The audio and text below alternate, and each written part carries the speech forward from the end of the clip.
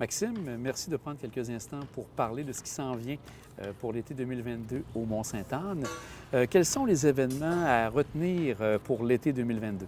Bien, comme ça nous fait déjà plaisir de vous accueillir à la montagne, ici à la base de la montagne, on voit qu'il y a beaucoup d'événements avec un événement qui s'en vient ce week-end déjà, QMT, donc un événement de belle taille avec plus de 2500 participants. On a actuellement, on a travaillé vraiment sur un programme alléchant, là, je pense, pour choyer notre clientèle puis les résidents de la côte là, pour avoir un maximum d'événements et d'animations pendant l'été.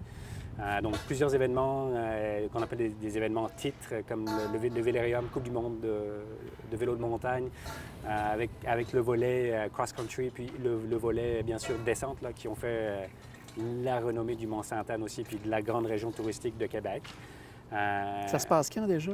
Ça, c'est au mois d'août, ouais, la première semaine d'août. Donc ça, encore une fois, c'est un événement, on est très heureux d'accueillir un événement d'un calibre international. On travaille avec l'organisateur là, pour s'assurer que l'événement soit sur la coche et qu'il respecte tous les standards, bien sûr, de l'Union cycliste internationale. Et en septembre, il va y avoir aussi au niveau cycliste également? On a Crankworx Series là, qui s'en vient pour ceux qui connaissent un petit peu le vélo de montagne dans l'ouest, à Whistler.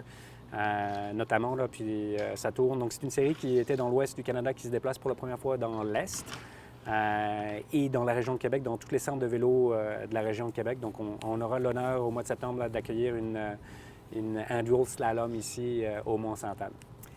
Au niveau des nouveautés qui s'amènent, il y a la navette qui part bientôt du quai de Sainte-Anne.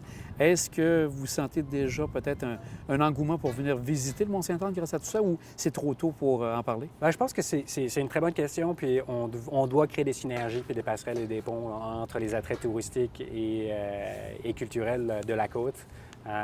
Très heureux de ce qui se passe au quai, encore une fois, de la navette fluviale aussi.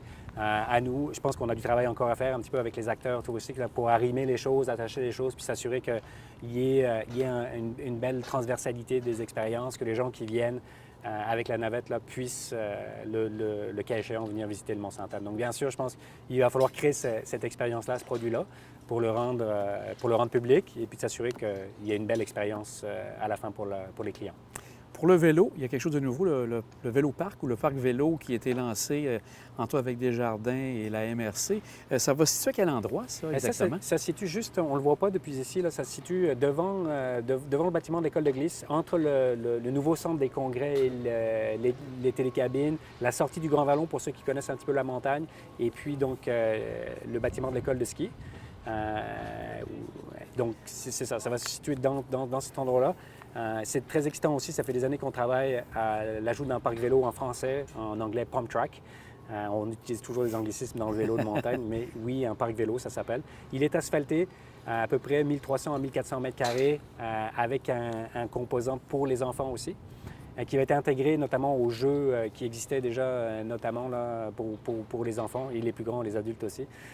Donc, encore une fois, quelque chose qu'on veut pérenniser, qu'on va pouvoir insérer dans l'expérience de nos invités, donc des locaux, de la communauté. C'est un projet communautaire, c'est important de le dire, en partenariat avec Mouvement Mont-Sainte-Anne. On est très heureux de ça. Le CLD, la MRC aussi participent donc à cette initiative-là. On a travaillé fort aussi et on a eu le support donc, de la Caisse des Jardins, de Desjardins, à Côte-de-Beaupré. Très heureux de ce partenariat-là. Le but, c'était de créer des passerelles, encore une fois, entre les gens d'ici puis la montagne pour qu'il y ait un sens d'identification à cette nouvelle activité. Puis les travaux commenceraient quand pour le faire à ce moment-là? Les travaux, ils ont commencé, on les voit, les machines travailler. Les travaux ont commencé déjà depuis, on est dans notre deuxième semaine de travaux, puis on a un échéancier entre peut-être 3 et 4 semaines là, pour la finalité. Ce sera asphalté. Donc quelque chose qui est développé par une entreprise qui est ici sur la côte aussi, qui s'appelle Vélo Solutions. Donc on est très fiers aussi d'avoir un constructeur sous-traitant qui est ici, qui en a construit en Amérique du Nord, en Europe, au Québec, un petit peu partout. Donc ils sont très heureux de faire ici quelque chose dans leur jardin aussi, là. Donc, juste à temps pour les vacances de construction. À peu près. Le but, c'est ça. Forcément, on a toujours des surprises, mais ils travaillent très fort actuellement, aujourd'hui, demain, le week-end, les fins de semaine, là, pour s'assurer que ce soit prêt. Assurément, on veut que ce soit prêt pour le Vélérium. On va faire tous les efforts possibles pour que ce soit le cas. Il y a le golf que je voulais parler avec vous aussi. Malheureusement, il y a eu l'incendie à l'automne dernier. Présentement, vous avez ajusté des éléments pour permettre que ça se poursuive cette année, qu'on ait une saison de golf. Est-ce qu'il y a des éléments que vous souhaitez voir pour le futur avec le Grand Vallon? Oui, absolument. Ça fait partie de l'offre de destination puis de service de la montagne. C'est très important, notamment dans le cas de saison, la diversification, c'est un élément important. On a des équipes fantastiques qui travaillent depuis des années, là, puis le terrain est, d'ailleurs, j'en profite pour le dire, en état spectaculaire. Donc, à ceux qui n'ont pas fait de golf encore cette année, venez au Grand Vallon, c'est très beau. On est dans une configuration temporaire suite à l'incident du chalet principal du golf, ou d'accueil du golf. Pour le moment, on a viabilisé un petit peu ça par rapport à l'année passée. Là. On a une roulotte maintenant qui est là en place. On a des travaux, vous avez vu aussi, d'aménagement de la rue qui sont en cours, du stationnement du golf. Et puis, on a aussi des développements immobiliers là, dans le périphérique, le long du 18e trou, en amont du 18e trou, là, juste devant la télécabine aussi, pour ceux qui connaissent bien la montagne. Donc, tous ces secteurs-là étaient vraiment en aménagement. La nouvelle structure du golf est à l'étude actuellement. Là. Vous n'avez rien encore pour annoncer au niveau d'un chalet ou quelque chose du genre? En fait, ce qu'on veut, la vision, c'est vraiment de créer, à l'heure actuelle, depuis le départ, c'est créer un bâtiment qui sera utilisé, une structure qui sera utilisée pour le golf, certainement, mais aussi dans le cas de saison, qui ne soit pas un bâtiment, un mur froid ou qui reste vide. Donc, on travaille aussi sur des partenaires stratégiques là, pour aller l'alimenter hiver comme été, puis s'assurer qu'on construit quelque chose qui soit dans les nouveaux standards, autant au niveau du développement durable, que de l'offre de service. Et donc, s'il y a des éléments que ça peut peut-être parler pour 2023 ou c'est encore trop tôt? On s'enligne toujours pour... On aimerait avoir quelque chose, bien sûr, pour 2023. Les échéanciers sont quand même relativement serrés aujourd'hui avec les 2 dernières années qu'on a vécues là, dans le monde de la construction aussi. Donc, on veut être réaliste par rapport à ça. On travaille actuellement sur des plans pour 2023, mais rien n'est encore 100% canné. Vous parliez du développement immobilier. On voit qu'autour, soit du golf, autour de la montagne aussi, il y a du développement qui se fait. Est-ce qu'il y aura une certaine limite pour ne pas nuire on pourrait dire aux activités du ski? Le développement, il est de notre côté, donc on fait partie du développement résidentiel et commercial. Il est nécessaire pour pouvoir développer la montagne, mais il doit être contrôlé et développé en harmonie avec les activités. Donc, j'entends que ça crée, le changement, des fois, crée un petit peu d'anxiété, puis c'est normal.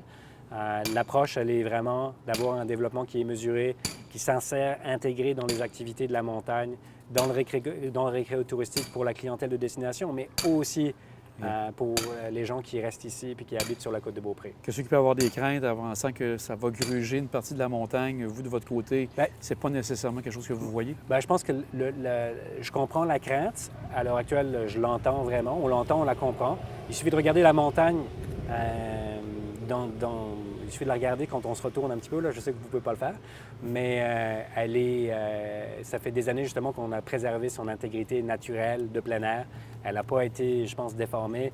Je ne veux pas comparer avec d'autres destinations, mais c'est quelque chose ici qu'on a gardé un maximum naturel. Il y a un mouvement qui s'appelle le mouvement Mont-Sainte-Anne que je n'avais jamais entendu parler. Est-ce que ça fait partie du Mont-Sainte-Anne en tant que tel, de l'organisation? Bien, ça fait partie, c'est le grand mouvement, le grand mouvement de la montagne, de mobilisation autour de l'appellation géographique du Mont-Sainte-Anne qui ne nous appartient pas seulement, qui comprend encore une fois toutes les forces vives de la côte de Beaupré, forcément les opérateurs touristiques, mais pas seulement, culturels aussi. Donc c'est une sorte de marque pour faire la promotion des activités autour de la montagne et de la côte de Beaupré. Vous avez eu dernièrement l'appui du gouvernement du Québec pour tout ce qui touche le développement et la gestion avec RCR, bien sûr. Est-ce que vous êtes content d'avoir eu cet appui du gouvernement dans les derniers temps? Oui, forcément, on est très content d'avoir été...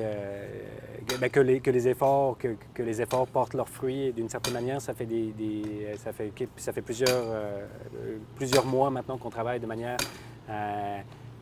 très, je dirais, pour employer le mot juste, focusé sur un cahier des charges bien précis pour pouvoir, en synergie avec le gouvernement du Québec, pour pouvoir amener justement le Mont-Sainte-Anne dans le prochain, comme j'aime l'appeler, le prochain millénaire, dans la prochaine transition qui doit être faite aujourd'hui là, dans l'univers récréo-touristique québécois puis canadien. Vous êtes bien au courant qu'il y a des gens qui souhaiteraient qu'il y ait plus d'amélioration, qu'on exploite, selon ce qu'ils disent, davantage la montagne. Est-ce que vous avez des éléments à parler de ce côté au niveau d'amélioration possible? Bien, puisqu'on on travaille, le Segway, on voulait parler du gouvernement du Québec, je pense que c'est intéressant. On travaille forcément sur, on a annoncé ça aussi, un plan, c'est pas un plan directeur, c'est un plan de développement et d'investissement majeur et structurant, on n'est pas à l'heure encore de faire des annonces, encore une fois. Il faut respecter le processus et les parties présentes. C'est pas quelque chose qu'on fait tout seul de notre coin, donc ça c'est important. On est entouré de conseillers stratégiques qui ont fait leur preuve dans le tourisme aussi pour arriver justement avec la bonne carburation entre le tourisme d'un côté et le développement durable de l'autre. On est conscient que la montagne doit être projetée dans l'air, dans une nouvelle ère. Il faut qu'elle soit réaliste. Je pense que pour nous, c'est important, là. On n'est pas là pour vendre du rêve non plus. Il faut qu'elle soit réaliste, il faut qu'elle soit intégrée. Il faut qu'au niveau des populations locales environnantes de la montagne, elle soit comprise, puis qu'on travaille vraiment à créer des passerelles. Et pas diviser, on n'a pas le but de diviser les gens, au contraire, là, mais de créer un lieu d'espace et de rassemblement pour tout le monde, basé sur le plein air. Donc, vous souhaitez que, au lieu de se diviser, qu'il y ait un genre qu'on puisse se parler, on pourrait dire, de ce côté-là? On parle, honnêtement, là, on travaille, que ce soit avec le projet du parc vélo, on est une bonne avec les municipalités, forcément de la Côte-de-Beaupré, avec la MRC, avec le développement Quai de Beaupré aussi. On est très conscient que ça prend un maximum de communication puis de compréhension des enjeux de tout le monde là, pour arriver à quelque chose qui soit léché puis fini. Au niveau des poursuites, il y en a eu quelques-unes de ce côté. Est-ce qu'il y a des éléments que vous pouvez rajouter par rapport s'il y avait fait avec Hydro ou quoi que ce soit? Malheureusement, non. Les poursuites au niveau des dossiers judiciaires, elles suivent leur cours. Pour respecter ce processus-là, j'ai malheureusement pas d'informations supplémentaires ou de commentaires à faire. Bien, Maxime, merci d'avoir pris du temps pour nous. Ça a éclairé certaines personnes sûrement. Et on vous souhaite un bel été, là, justement, au Mont-Sainte-Anne. Merci beaucoup. Merci d'avoir pris le temps de venir nous parler. Très apprécié.